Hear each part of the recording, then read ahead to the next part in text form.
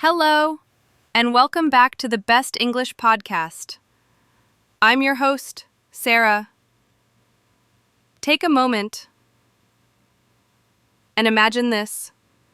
You already know hundreds, maybe even thousands of English words. Yet sometimes, the moment you want to use them, they just vanish. That sudden silence in your mind when you try to speak. Have you felt it? Vocabulary is the bridge between understanding and speaking. Without enough of it, conversations break. But with the right words, your confidence grows, your sentences flow, and English suddenly feels alive. For years, learners like us depended only on traditional ways, memorizing long word lists, copying words into notebooks, or repeating them again and again. Those methods worked for some, but for many, the words slipped away as quickly as they were learned. But now, the world has changed. Technology, apps, and even artificial intelligence are shaping the way we learn. The old methods are still here, yes, but the new tools bring faster, smarter, and more powerful opportunities than ever before.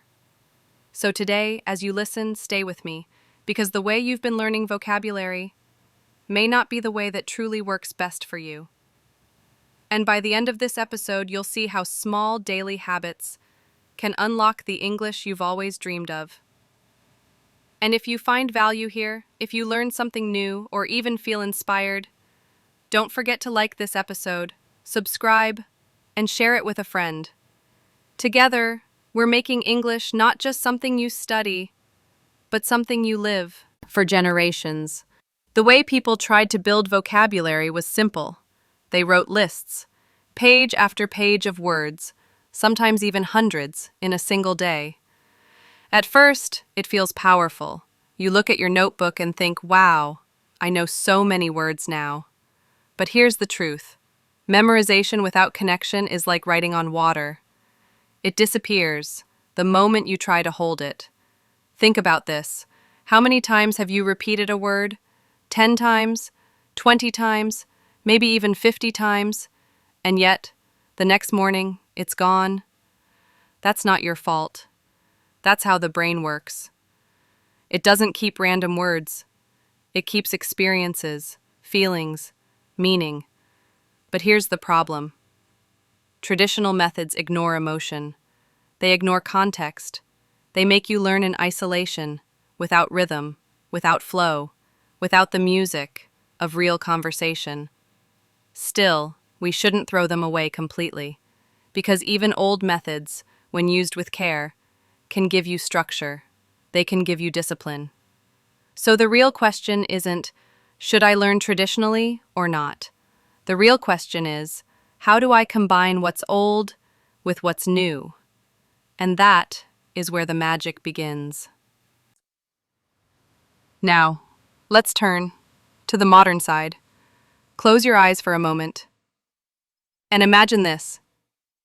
You're holding a small device in your hand, a device that can translate, explain, repeat, even test you, all in seconds. This is where we are today. Apps, digital flashcards, AI tutors, they promise speed, convenience, and endless practice. And it feels almost magical. You tap one button, and the word is not just shown, but spoken. You see an image. You hear an example sentence.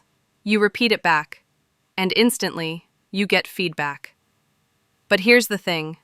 Technology, for all its brilliance, can also trick us. It makes learning so easy that sometimes we mistake clicking for understanding. Think about it. You finish a level in an app. You see a green check mark. You feel proud. But then, when you try to use that word in a real conversation, silence. That's because knowledge isn't built by screens alone. Our brains still need the human side. Tone, emotion, connection. So yes, modern tools are powerful. They're fast. They can help you build habits. But without life around them, they're just empty exercises. The secret lies not in choosing one path, but in blending both. Picture this. You're sitting at a desk with a notebook open. On one side, a pen. On the other, your phone glowing with an app. Two worlds staring at you. One world feels steady. You write the word. You see it with your own eyes. You build discipline line by line. The other world feels fast. You swipe, you tap, you hear a voice guiding you. Progress seems instant. But here's the truth. Neither world is complete on its own, because writing alone leaves you with silent words you can't speak.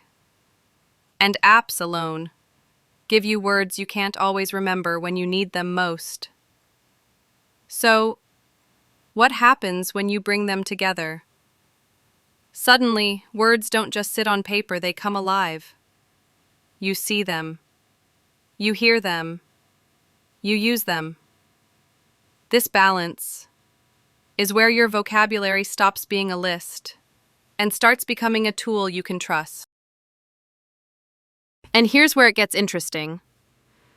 Once words are alive, they start showing up everywhere. In sentences you hear, in conversations you join, in thoughts you think silently. Your notebook, your app, they're no longer separate tools. They're a bridge. You catch yourself, remembering a phrase without looking, saying it naturally, using it when it matters. That's the magic. Not memorization, not passive learning, active, living language. And the best part? Each day builds on the last. One word, one phrase, one small success turns into real confidence, real progress. So, don't choose just one method. Blend them. Write, listen, repeat. Watch your words, watch your language come alive. Picture this. You wake up in the morning, still a little sleepy. On your desk, there's a notebook. Yesterday, you wrote down 5 new words. You glance at one of them. Challenge. You whisper it softly. Then you open your phone. Your app shows you the word again, but this time in a short dialogue. 2 people talking. One says, "Learning a new language is a challenge." And you smile because suddenly the word feels alive. It's not just on paper anymore. It's in a voice, in a sentence, in a real situation. Later that day, maybe you're at work, or in class, or walking down the street. You think to yourself, this lesson is a challenge. Or you tell a friend, I like challenges. That moment, that tiny connection, locks the word inside your memory. Not because you repeated it 100 times, but because you lived it. And by the evening, when you see your notebook again, you don't just recognize the word, you feel it. That's the difference. That's the transformation. Here's the truth. Most learners never reach the stage we just described. They spend years collecting words, but somehow, when it's time to speak, the words vanish. Why does this happen? Let's slow down and look closely. First, many people focus only on recognition. They see a word, they know its meaning, they nod, but when it's time to produce it in real speech, silence. Recognition is safe, production feels risky. Second, most learners isolate vocabulary from real emotion. They learn apple without smelling it, touching it, or remembering the taste. They learn hope without connecting it to a personal story, a dream, or a feeling. Without emotion, words are empty shells. Third, repetition without purpose. How many times have you written the same word again and again just to check a box?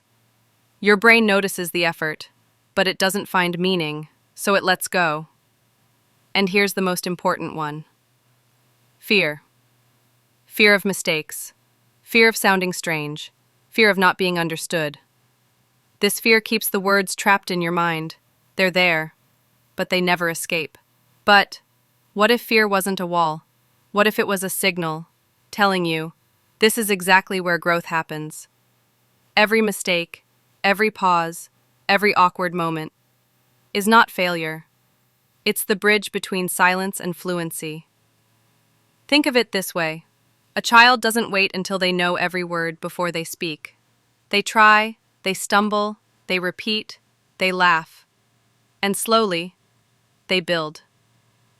So the reason most learners get stuck is not lack of intelligence, it's lack of connection, lack of courage, and lack of strategy. But here's the turning point. Once you shift your focus from collecting words to living them, from avoiding mistakes to embracing them, you break the cycle. And that's when vocabulary stops being just words. It becomes your voice. Let's make this real. Imagine you've just learned a new word. Let's say, courage. Step 1. Don't just repeat it. Close your eyes for a moment. Picture someone who showed courage. Maybe a character in a movie. Maybe a friend. Maybe even yourself. Feel that moment. That's not just a word anymore. It's alive. Step 2. Connect it to your daily life. Ask yourself, when will I need courage today? Maybe speaking up in class. Maybe sharing an idea at work. Maybe trying to speak English right now. Suddenly, the word has a place. Step 3. Speak it out loud. Not in a sentence from a book, but in your sentence. Say, I need courage to keep learning English. Or, I showed courage when I didn't give up. Your brain remembers best when it's personal. Step 4. Repeat it, but not like before. Repeat it while feeling it. Say it slowly, with meaning. Courage. Words with emotion stick. Words without it fade. And here's the secret. When you do this with 5, maybe 10 words a week, you're not just memorizing. You're building a library of experiences. A library that will always stay with you, because your brain doesn't keep words on paper. It keeps stories, it keeps feelings, it keeps life. So, the next time you meet a new word, don't just write it down. Live it. Something begins to change. Quietly, almost without you noticing. At first it feels small. You know one more word, you use one more phrase. But then, it grows. Every word you keep alive adds a new layer to who you are. Suddenly, you don't just study English, you live in it. You hear music and you understand more than before.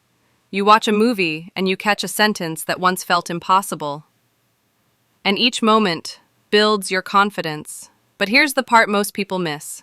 Vocabulary is not only about words, it's about identity. When you say, I showed courage today or I felt grateful, you're not just practicing English, you're reshaping the way you see yourself. Because language is not a tool we carry, it's a mirror. It reflects who we are becoming. And little by little, you stop feeling like a learner and start feeling like a communicator. Someone who can reach out, connect, and belong. That's the true power of building your vocabulary. Not just knowing words, but becoming someone new with them. So here we are. At the end of this journey together, we've looked at the old ways, we've explored the modern tools, and we've discovered that the real secret is not choosing one or the other, but blending them into something alive, something personal. Because building your vocabulary is not about racing, it's about staying. Staying with the words long enough for them to become part of you. Staying with the practice long enough for your confidence to grow quietly like roots beneath the ground. And maybe tonight, when you hear a new word, you won't just write it down. You'll pause. You'll connect it with a memory, an image, a feeling. That is how it stays. And as you move forward, remember this.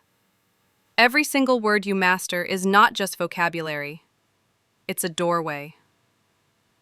A doorway into clearer thoughts, deeper conversations, and wider worlds. If this journey has inspired you, if you found even one thought that stays with you tonight, then let it show. A like, a subscribe, or sharing this with a friend who's also learning English is more than support.